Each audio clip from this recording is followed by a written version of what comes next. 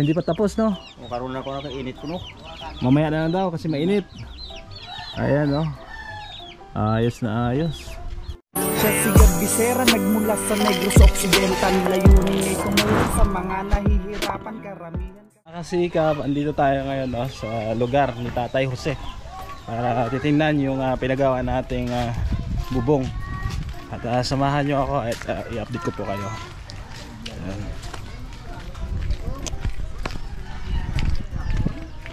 Ayong udto. Nay, may udto. Kamusta na? Anong balita, Nay? Tapos na yung bubong? Wala pa? Kat, kamusta? Ayan, ito na yung bubong, mga kasikap, oh. Ito yung in-order natin na yero. Yan, nasa 14 peraso ito. 0.3, yan, medyo makapal. Tapos may mga kasamang kahoy po yan. Yan, mga good lumber. Tay, Jose! Oh, kamusta, Tay? May udto. Anong balita, Tay? Ayos na? Pinalitan na? Pinalitan na ng kahoy? Kahoy, tumang kahoy. Ha? Ang kahoy, may pangkuhan lang. Oo. So, hindi pa tapos, no? O karon na ko na init ko, no? Mamaya na lang daw kasi mainit. Ayan, no? Ayos na ayos. So, silipin daw natin. Ayan. Dito pala sa kabilang side, kinabit na, Tay. Oo.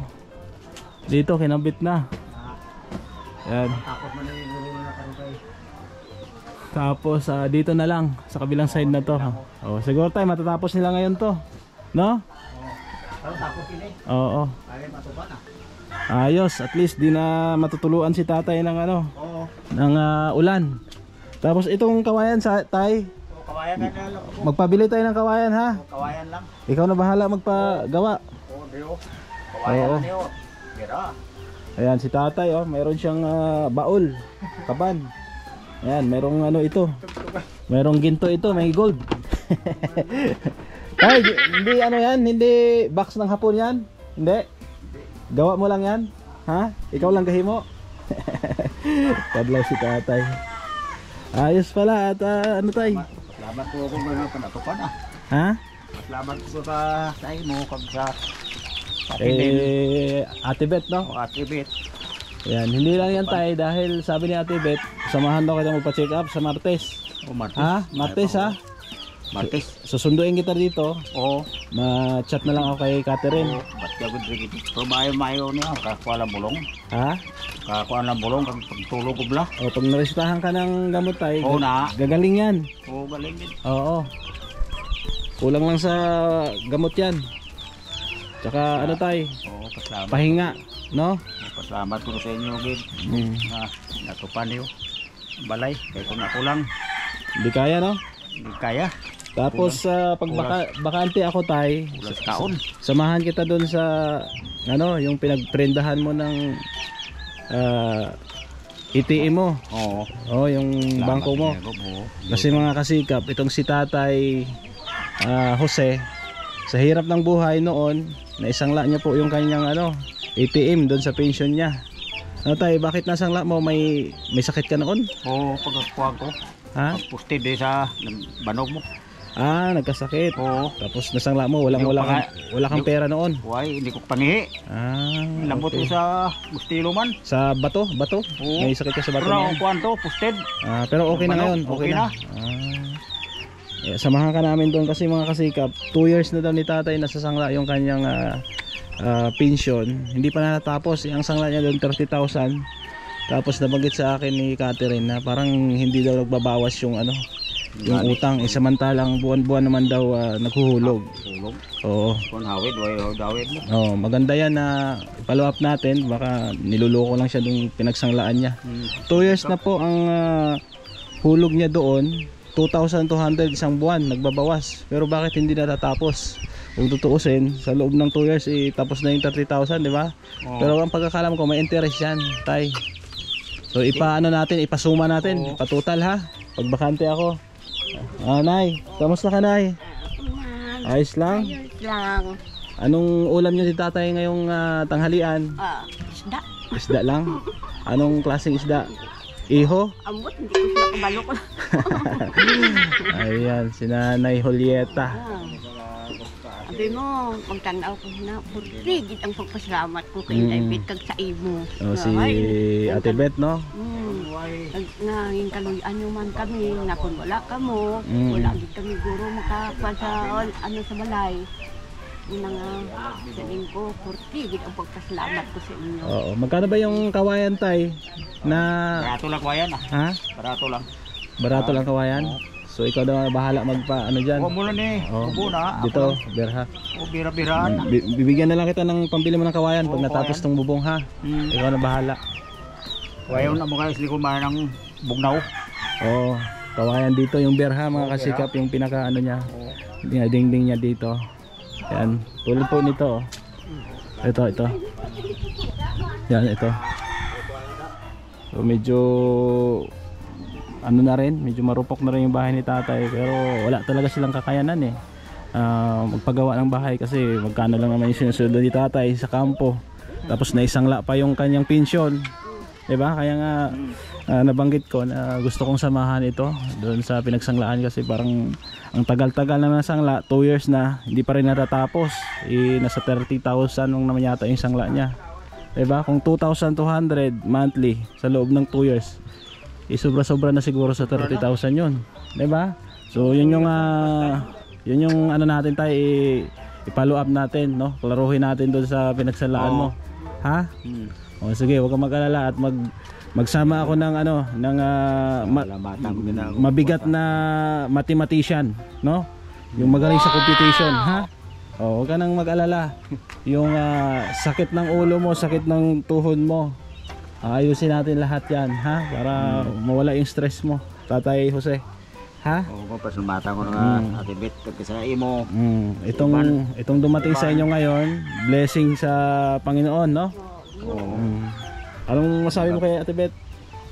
Ka Ate Beth, pasalamatan ko dako nga na ato pa ng balay ko ah. Papasalamat daw siya.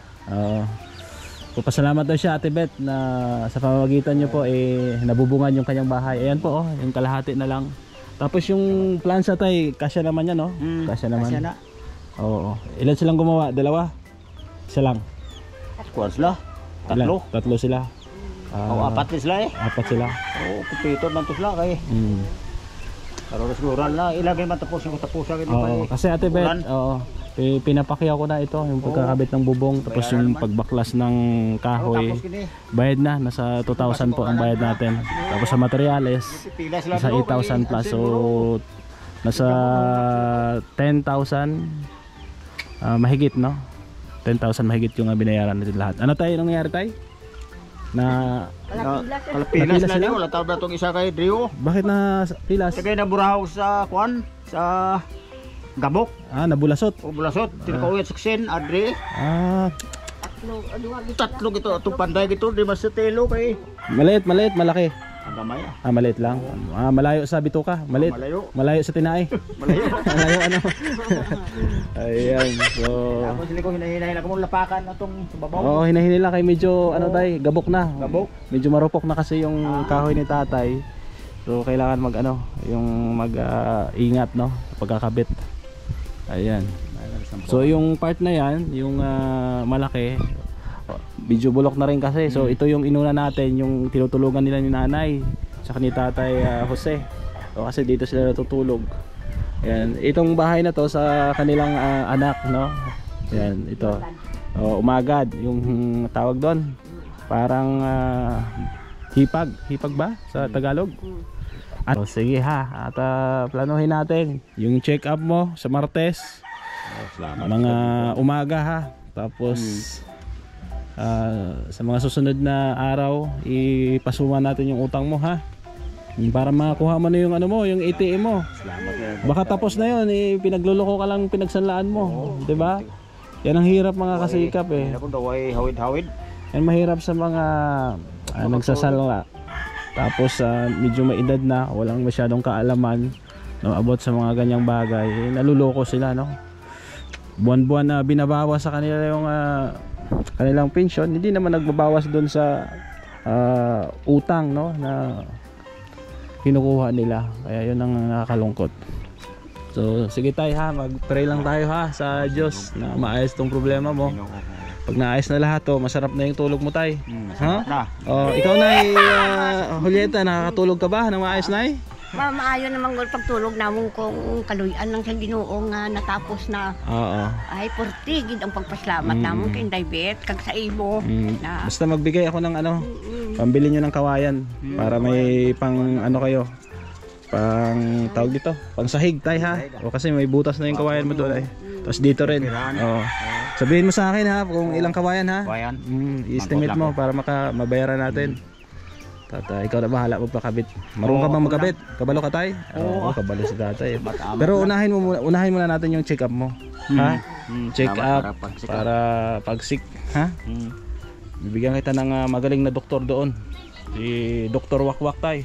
Magaling 'yon, ha? Dr. Wakwak. Hanay. Oo. Basta yung mapagaling si tatay no sa kanyang karamdaman. Tapos sabihin mo yung tay ha, yung nararamdaman mo. Pag tinanong ni Doc na anong masakit sa iyo, sugid. Sugid mo tanan, ihambal mo ha. Sabihin mo ito, masakit yung tuhod ko, masakit yung ulo ko. Patulog. Oo.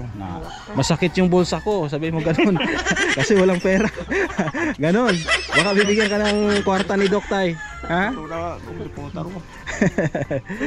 Si tatay, ayan, pinapatawa lang natin mga kasikap para malibang. At problemado si tatay, diba? So lahat naman ng tao tayo may problema, pero kailangan nating magpakatatag para sa pamilya natin, kay nanay, no, sa mga anak. Ilang taon ka na ulit tay? 70? 78? 78 years old. Gulang na galit tayo, no? Pero pagsigapon. Oo. Ayan, blatian. Oo. Sakto ka sa. Yan, 78 years old si tatay, mga kasikap. May edad na, pero sa pangatawan niya parang lang, sa pagkumilos si tatay nung nagtataba siya ng damo, parang 50 years old lang 50 anyos, no? Nay, anong sikreto ni tatay? Ba't pa rin siya, malakas pa rin siya magtabas ng damo? Nang adlaw-adlaw Gatrabaho? Ang amon nga pagkaon, maglaswa lang kami adlaw-adlaw. Laswa, gulay. Tapos isda, guro, no? Oo. Bihira lang kayo magkarne? Mag-uga. Wala na kami kakarne. Bihira na lang, no? Baka ma-high blood na, no? Oo. Kaon man kami talang salagon nang may kwarta, baka kabili naman kami. Kaya kailangan talaga yung gulay kasi masustansya sa katawan. Kaya nga yun ang inuulam ko lagi na ay tay, kasi para umabot ako sa edad mo, 78 years old. Blessings ng Panginoon yan. Sobra pa na. Ang 78 years old tay, blessing ng Panginoon. Kung abot nga lang ako ng 60, masaya na ako Pero depende pa rin yan sa Panginoon kung ibibigay sa atin. No? Ginoo. Ayan. Ako sa aton. Basta lang tayo, manalig lang tayo sa Panginoon. Yung problema natin, isanggunit natin sa Kanya. Kalayuan ta mo. Anong anong negosyo mo dito? Ano yan? Manok? Pisoy, sumangat pa na ako niyo. Okay. Breeding. Sa'yo yan? Binibenta mo rin tayo? Hindi. Binta mga iban kung kuhan. Binta mga iban? Okay. So, kinakatay din? Ihaw? Ihaw? Ihaw. Masarap na, no? Ihaw naman ako, no? Gusto ka man Tinula, no? Tinula. Bigyan man ka dyan ng manok. Bibigyan niya ako ng manok. Saka na lang pag lumaki. Sisiw pa tayo ay. Sisiw pa, maliit pa. Ayan, may sisiw po sa tatay dito. Ayan, ito po yung alaga niya. Marami, Ayan. Piso. Kung sa Ilonggo pa, piso. Wow! Mga yata to tayo, panabong yata to. Panabong. Ayan po, no? So, nakakaawa din talaga itong dalawang kababayan nating senior. Mag-asawa pa sila na talagang na yung bahay. Bulok-bulok na. Tapos, yun nga, naawa si Ate Beth at pinagawan po sila ng bubong para dito hindi sila matutuluan at maging komportable po ang kanilang pagtulog. So tay, salamat ha. Sige, salamat. May pambakal ka mo sudan? Ito tay. Salamat po kuan. Ibakal niyo sudan ni nanay ha. May sudan man to ka. Bakal niyo isda kag utan. Malunggay. Nay. Kuanay. Salamat. Para sa inyo na pambakal Sudan ha. Salamat sa inyo. Kay Ate Salamat Bet. kay Bigay ni Ate Bet. Damo, bigyan mo salamat din sa inyo. Sige. Sa Ginoo. Welcome Nay. Maghalong ka mo din ni tatay ha. Oo, sige. Sige. Oo, nagbulig sa ato nga palawigon ng bla. Palawigon ang kabuhi ni Ate Bet Kabuhi na. na Tibet. Bigyan pa ng maraming blessing no. Yan lang, tagaan Ano lang sa pangamuyo na sa Ginoo David. magabi. Sige. Pinagdadasal ka raw ni Tatay Jose, Ate Bet, sa ni Nanay. Oh, yung mga sponsor natin para bigyan silang maraming blessing, no? Ayan po. Salamat ha. Oo, At ako'y uuwi muna. Pagbalik ko sa Lunes o Martes, i-update ko na lang si Ate Bet. Siguro tapos na to ha. Kasi may mga lakad pa ako tay. Oo, sige. Pupunta pa akong Iraq. Layo pa. Ayan, so salamat. Salamat po no mga kasikap sa inyong pagsama at dalawang senior na naman ang ating napasaya ngayong araw dahil po sa project ni Ate Bet.